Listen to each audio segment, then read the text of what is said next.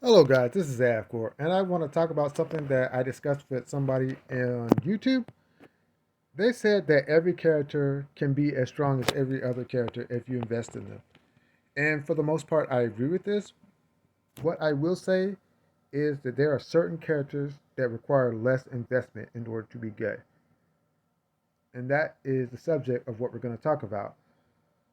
Once you listen to what I have to say, you're going to automatically know what weapons to get for those low investment characters and why they're so good at the roles that they're assigned.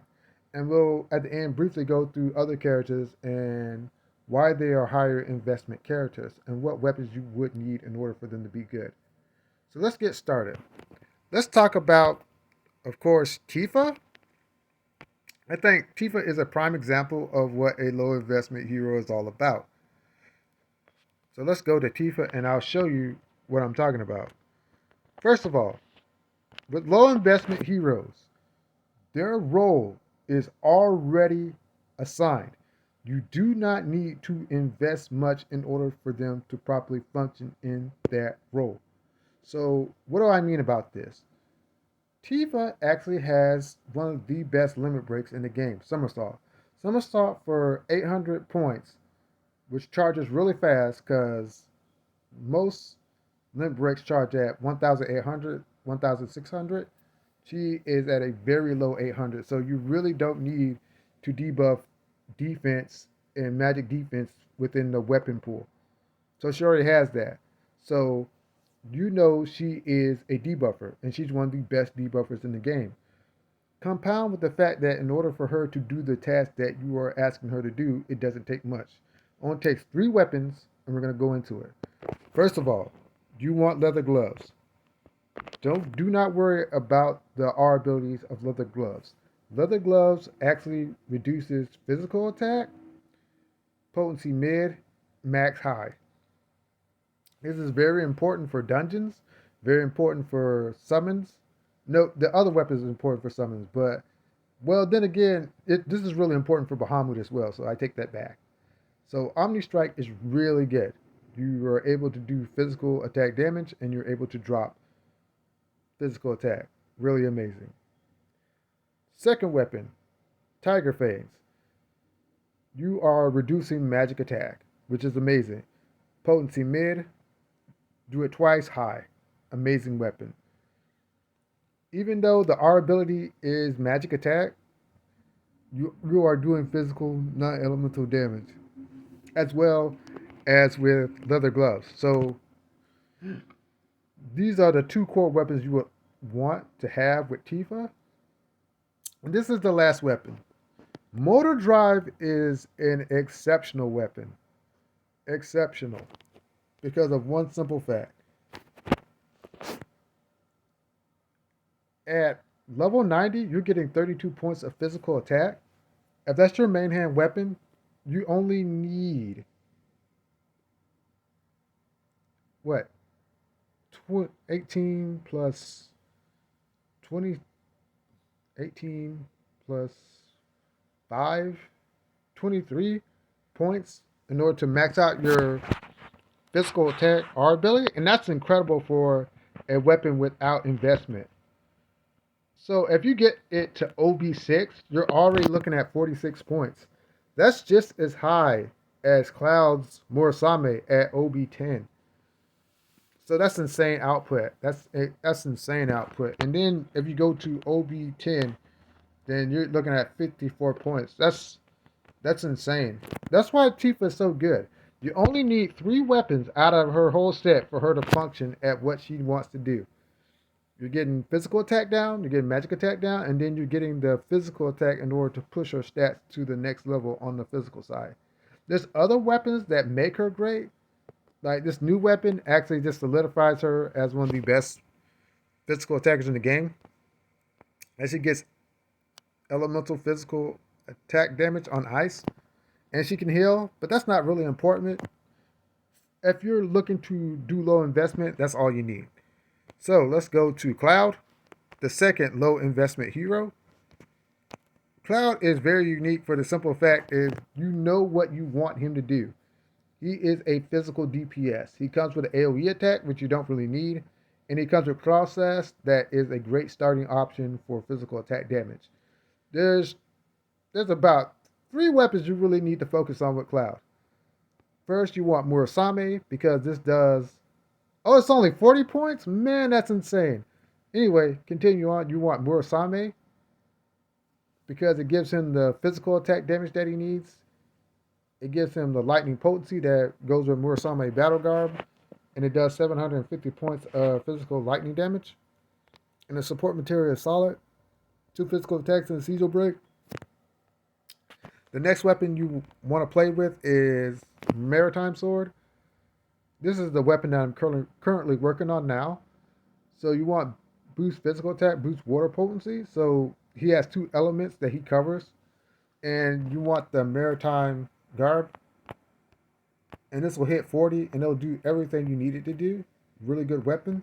The last weapon people may debate me on because Bandit Sword is rising up the ranks in importance.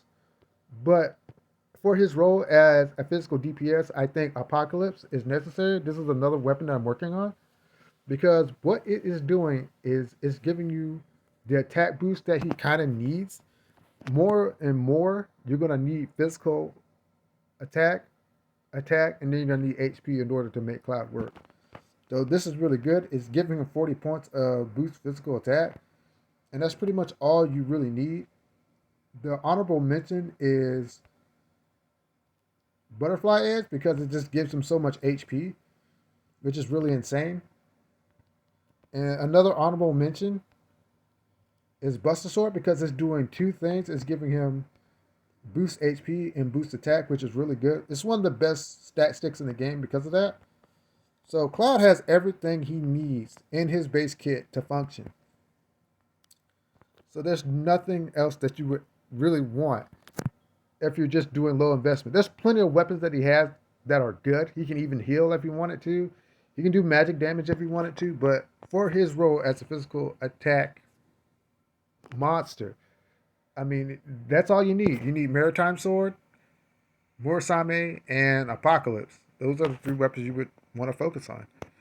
So, let's go to Aerith, another low investment character. So we'll just take that off, take off Cloud, and we'll go to Aerith. Aerith is unique in the fact that she gets a healing limit break at the beginning. Healing wins. So not only do you get a regular healing from her weapon, but you also get a limit break that heals, which is really good. So what are the weapons that you want to focus on with Aerith? Aerith is so good, she only really needs 2 weapons to get the most out of her gameplay. So the first weapon, of course, you want is Fairy Tail, because this gives her Curaga, which is 74% of your healing potency, and it hits all allies. That's really good. The only problem with this weapon is the boost heal is lower than it should be. Boost Earth Resist is a little high in my opinion. I haven't really utilized that. Maybe later, but not currently. So the second weapon that you would want is Sun Umbrella. Sun Umbrella is so good that it does everything she needs it to do. First of all, you're debuffing 2 stats, physical defense and magic defense, simultaneously. And you're doing magic non-elemental damage, which is really good. But you're also, at OB10, you're getting 40 points of magic attack and boost magic ability potency, 36 points, which is really good. This is a really top tier weapon. And that's all she really needs. There are, let me see, 1, 2, there are 3 honorable mentions. And weirdly enough, Chocobo Staff is very solid. This is a very solid weapon because you give magic defense increase and you give magic defense potency high, but also it's increasing your heal and magic defense. So this is really spec for magic battles, which is really good. Prism Rod is if you wanted to use her as a DPS, but it's giving her HP and wind potency, which is really good.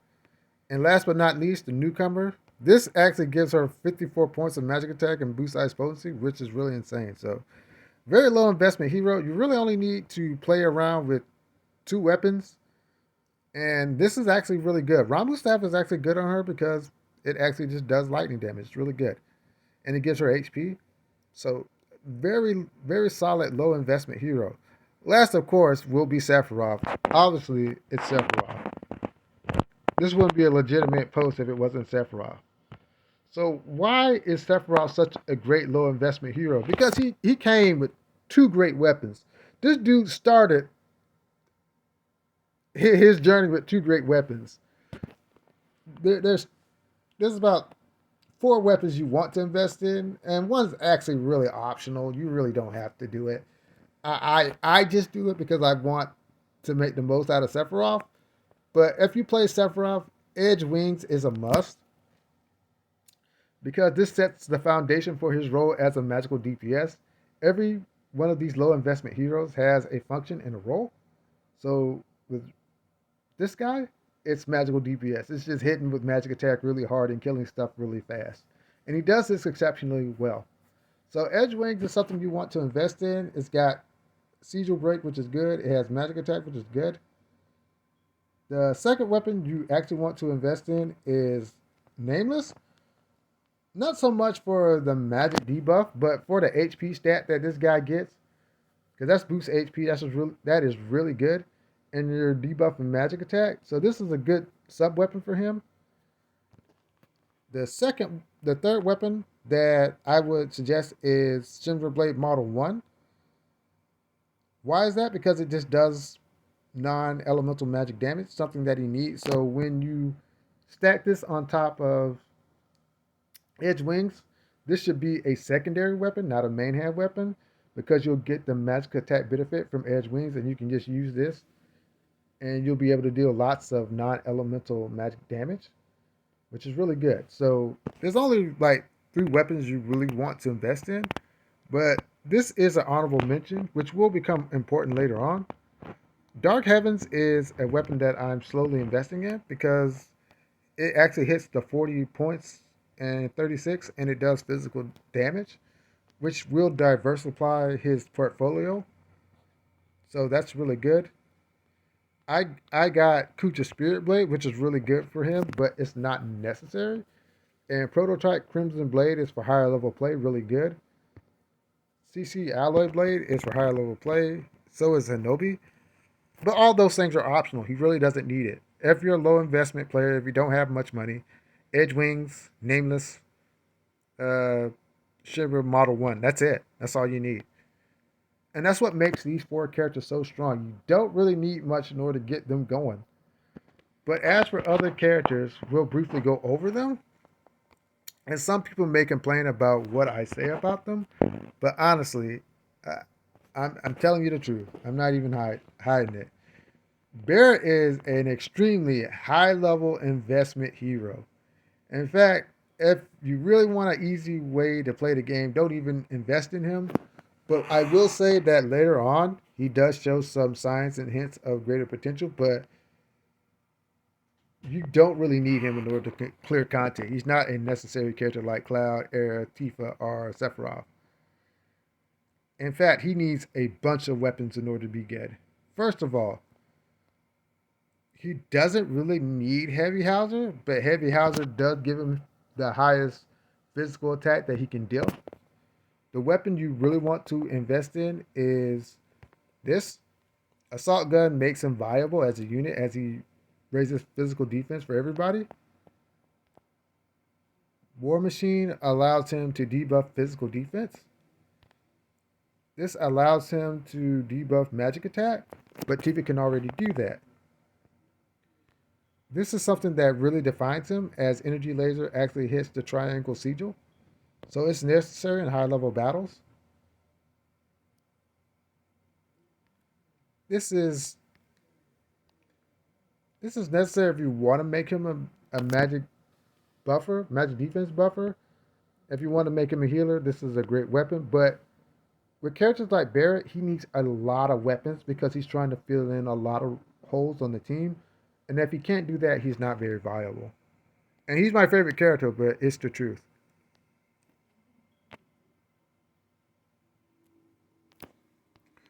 Red 13 is another high investment character. There's a reason why this character is a very high investment character. Look at his R abilities. Magic defense, boost wind resist. Magic attack, boost earth resist. And it only goes to 27. That's not good. Platinum collar is actually a good weapon. But once again, the R abilities is what hurts this guy. Like Noble Collar is exceptional because it gives boost attack 40 points and boosts water potency, which is really good. Rage Collar is actually a really exceptional weapon as well because he's getting 54 points of boost attack. That's really good. And he's getting 750% physical fire damage, which is really good. That's really good. And Leather Collar is good as for the HP and boost earth potency. Mystic Flow is actually really good, but it's only for a single ally, which is not so great. Yeah, the only thing that holds this guy back is his R abilities. Otherwise, he'd be a really, really powerful character, but his R abilities hold him back. But he does have really good limit breaks. He has a debuffing limit break and he has a buffing limit break. His debuffing limit break reduces attack and magic attack, which is really solid. The thing about this character is they haven't really invested enough time into him in order to complete him. Because when we talk about Zack, Zack has made a lot of improvements. Whereas they didn't put enough time into this character because he doesn't have a main hand physical attack to define him as an attacking unit. Every great attacking unit has a 40-point weapon that does elemental damage. Cloud and Sephiroth have that. He does not have that. He does have a weapon that does mixed attack, and mixed attack is never good as a main offensive option, though. I really want to say better things about him, but he's a good character. He just requires a whole lot of investment to get the most out of him. He's not bad, but he requires a lot of investment. And not everybody has the resources to do that. I see a lot of great players play Red 13, but most of them are whales, and they can spend money to make him good. Zack is a mid-investment hero. At first, he was a high-investment hero, but they kept giving Zack really good weapons.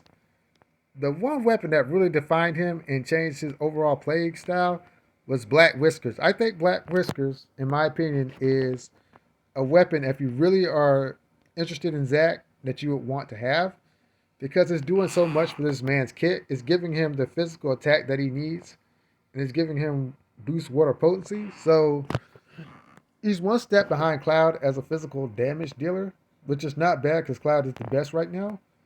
I actually got this weapon on accident to max potency.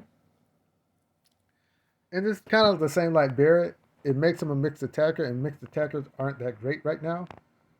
He does have other options. His newest weapon actually submits him as a higher tier hero. So if you're looking to invest in a mid-range character, then Zack's your man. The only thing that hinders him from rising up to Cloud and Sephiroth's level is he doesn't have the costume and the elemental weapon in order to specifically target a unit. And if you look at Cloud and Sephiroth, they actually have costumes and weapons that align with each other. And Zack is getting there. His newest costume and weapon that's doing it for him.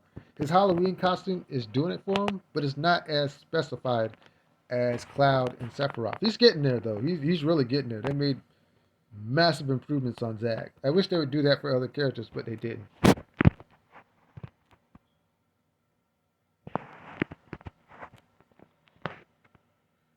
So Glenn is an up and coming unit as well. Once again, Glenn actually has very solid weapons. They just don't correspond with their R abilities, like personal style, for instance. So Mad Bull actually does 940% non-elemental physical damage, but he's only getting boost HP and boost water potential, which does not help Mad Bull the physical attack at all. It doesn't support it. It's a good weapon, but it doesn't support the R abilities. Don't support the skill. It's a good stat stick, and that's about it. Crew Kicker. Crew Kicker is actually a solid skill. It gives you boost HP and boost fire potency. Once again, it's really good. To me, some of his weapons I think are meant to be used by other characters because Spinning Blaze is really good. But once again, he's getting boost HP. He's not getting a physical attack stat in order to buff that. So he requires a lot more investment to make his weapons work. And if you wanted to use him as a wizard, you would actually have to go down this route of using Jiggy Fam. Jiggy Fam gives him all the tools he needs in order to be a great caster. You're getting the boost magic potency. You're getting the boost elemental earth potency. So this is good. It's just the problem that he's doing a magic attack all on enemies. It'd be better if it just was a single target attack. But still, if you want to use him as a wizard, there's a path for him. Hardcore Squad is actually a solid weapon. It's just the boost crit potential is kind of not necessary because this is a buffing weapon. It'd be better if he had more heal than crit. It's a good stat stick for somebody, but it's like they're not congruent. In order to get the most out of him, he needs other people's weapons to support his weapons. Health Penalty is another good weapon that does triangle break damage. Still, you're getting boost attack, which is 27 points, which is really low. Boost wind resistance, kind of meh. The skill itself is great, but the overall composition of his weapon is flawed. Like, say for instance, Piece of Cake. Piece of Cake is good because you're actually doing physical defense break, which is really good. You can go to high. It goes from mid to high, from high, and then you get a long duration of high. But look at the stats that it gives. You're getting boost physical defense, and you're getting boost ice resist. It doesn't help him execute his skill. Like this, the R abilities don't match the weapon, so to speak, which kind of sucks. Now, Shockbuster is actually a solid weapon because you're getting 40 points of boost attack and you're getting boost lightning potency. So this is actually a great stat stick for Cloud, and it serves him pretty well as well, but he would rather have either boost magic attack or boost physical attack. And that's kind of sus. They kind of did him really bad on his weapons. And this is another strong weapon that I invested into, Twin Hell, which is his physical non-elemental damage weapon, which gives you boost attack, which is really good, but it gives you boost ice resist, which is not so good. Infernal Brave is actually solid. It's a solid weapon. Pumpkin Lamppost is now outdated for the simple fact it doesn't come with Cure in the material slot. So basically, if you wanted to use him as a physical attacker, which he wants to do, or a magic attacker, which he wants to do, he's only getting 27 points, but the boost ability potency is good. It's just that Stalwart Bravery is made to support, and you're going to support and attack at the same time. Why would you waste 4 ATB to use Stalwart Bravery if you want to use him as a physical attacker? And if you use him as a support unit and use Stalwart Bravery, he doesn't have like the same type of weapon that Barrett has that allows him to cure, or the same type of weapon that Matt has that allows him to heal. So I thought he got cheated on Pumpkin Lamppost, so that's kind of messed up. This is one of his saving graces, the fact that he got 1,000 waves for free, that you can slide it into his second hand slot so you can get more HP, which is really good. Steiner's weapon is okay. It does do physical attack decrease, but you have to hit 2 times to get mid, which is never good. Tifa can do physical attack mid with 1 at base level weapon. But if you supplement these weapons with other weapons, then you'll actually get a lot of mileage out of Glenn. But that makes him a very expensive hero to build in the first place. I'm not saying that he's bad. I'm just saying it takes a lot of resources to get him going. Matt is in a weird spot. Matt is one of the closest low investment heroes right now to speak. There's one weapon that defines Matt and puts him above the rest of them. Prime number is actually a really good weapon because it's doing what he wants to do. It makes him a healer. Healing showers is actually getting you to 74 potency, and you get to heal all allies. He's getting the same stats as Aerith. He's only a couple of seconds slower than Aerith on his heal, which is not bad. And he gives buff and debuff extension, which is really good. So if you use Matt, you already have a path to build him as a healer. The only thing that stops him from getting to Aerith's level is his best limit break is actually his second limit break, not his first limit break, because it gives you a shield that reduces damage and allows you more breathing space in order to heal. So Matt actually has a great starting point. In fact, out of these other characters, Matt has the most potential to climb to the level of the Magnificent Four, as I call them, because a lot of his weapons are good. He got a really seriously good weapon in Killer Hornet. Killer Hornet at max value raises your attack to 40 points and gives you boost physical ability potency. He had this before the crossover weapons came out, and it does sigil break damage. This is super solid. Matt is actually a really potent player. He's just only a few steps behind the four. He's kind of in the same league as Zack. And that says a lot because Zack actually got weapons that made him good, that got him to that level. In fact, they actually weakened him because Slick Beetle used to be something serious. So Slick Beetle is actually really good. It used to be stronger than this when we really first started, when we were in the testing game. So it was really good. X-Shot actually reduces physical attack, potency mid to high, and then you're getting boost HP and boost crit potential. This is a really good weapon. So when we break down the weapons that you actually want in order to build Zack with, there's only really 4 weapons. You want Prime Number, you want Killer Hornet, you want Slick Beetle, and the 4th weapon, where is it at? Core Defender, and you want Core Defender. Core Defender actually raises your magic defense for all units, potency mid to high, and max potency. So there's only 4 weapons you really want to invest into Matt in order to get him going, which speaks to the overall design of his character, that they actually made a lot of good decisions with Matt. Because Matt used to be like top tier until like Sephiroth came out. Because his role was being challenged. Like, you have Aerith on this side and you have Sephiroth on this side. So it pushed him down a bit. I think he's one of the better characters, way better than Barrett and Glenn and Red 13. So, yeah, if you wanted to invest in a secondary healer, it has to be Matt if no one else. So we got 2 more characters to go. No, we only have 1 character to go. So Lucia is actually in another weird spot. Lucia, I think at the beginning they just didn't know what to do with her character. But the more we got a hand on her, the more they made some improvements. And she's gotten a lot better. There's one defining weapon that makes her above average, and that's Bald Eagle. If you really want to play this character, you really want to get your hands on Bald Eagle. And you want to invest as high as possible because she gets the boost attack 54 points.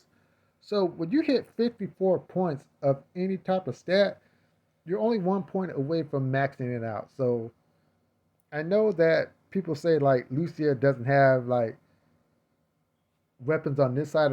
She doesn't really need it because of Bald Eagle. She's getting 54 points and she's getting 36 points of boost ice potency. Excuse me. And she's getting ice boost on her weapon, which is really good. So it makes her an incredible ice damage dealer. Yeah, and a great support unit overall. So this is an incredible weapon. Sadly, I hate to say it, because of this weapon and other weapons that she has in her kit, she's better than Barrett and Glenn and Red 13. It's kind of sad to say that, but it's the truth. If you can argue with me if you want, but I'm actually the biggest fan of Barrett, and they did him dirty. So she got even better once she got a hold of this weapon, Holiday Revolver. Holiday Revolver is going to take her to the next level in the next couple of months. So she's doing earth magic damage, and she's getting the 40 points of magic attack and the 36 points of earth potential. But unlike Jiggy Fam, she's only dealing damage to one target. And she has a costume to support this said weapon. So you're seeing Lucia slowly move out of the lower tiers into the upper tiers because they're showing her some love. So that's the second weapon that you would want to build. Where's Mad Minute at? Mad Minute is another weapon that you would want to build. Because first of all, it decreases magic attack, potency mid to high. So that's really good. And it's giving her boost physical ability potency. So this is her second hand weapon. You want Mad Minute and Bald Eagle on a physical based Lucia. So she has the two weapons she needs in order to carry out a physical based strategy. Though it would be ice, it doesn't matter. She's getting the stats that she needs. She's getting boost HP. She's getting boost physical ability potency. And she's getting boost physical attack. And she's getting boost ice potency. Really good combination. There's Separate Eater? No, that's not it. Pulse Gun? That's not it. That's not it. There's one more weapon that I thought was really exceptional besides Bald Eagle. No, Potion Volley, nah. Let's see, is this it? No, it's not Pineapple Shot. It's not that. I think it's Black Rifle. I think it's Black Rifle because this is supposed to be the one that does silence. Black Rifle is in a weird spot because it's supposed to actually be effective, but once silence gets going, this is going to be an awesome skill. So once people stop being able to use cast spells, this is going to be an awesome weapon. I hate the fact that it has attack boost on it, but once this skill gets going, I think this is going to be one of the core weapons of her kit. But overall, Lucia is actually a pretty solid unit. But once again, in order to get the most out of her, she requires a little more investment than, say, Tifa, who is a debuffer, say, Cloud, who is a physical attack dealer, say, for instance, Sephiroth, who is a magic attack dealer, and say, for instance, Aerith, who is a healer and support. These characters have defined roles, and their weapons adequately support those roles. And you don't need to invest much in them in order to perform those roles. Like, there's two paths that you could go down with Lucia, and if you wanted to, you can make her a magic damage dealer. If you wanted to, you can make her a support and ice damage dealer. But what is her main role? What is Lucia's main job? What is Glenn's main job? What is Barrett's main job? What is Zack's main job? He's slowly defining himself as a physical attack debuffer, but that took two new weapons for him to get there. What is Red 13? He does regen, but are his weapons supporting him going to that level? How much investment does it take for him to get to the level he needs to get to, as opposed to Cloud, Sephiroth, Aerith, and Tifa, who just three weapons later, two weapons in Aerith's case, you're automatically getting the most that you really need out of them. And once you master those parts of those characters, you are free to move on and do other things. And you can't exactly do that with these other characters because there are a specific set of weapons you need and you want them at a high level. So those are things you have to think about. But anyway, if you like this content, hit the like, share, subscribe button. I'll get back to you. Have a great day and goodbye.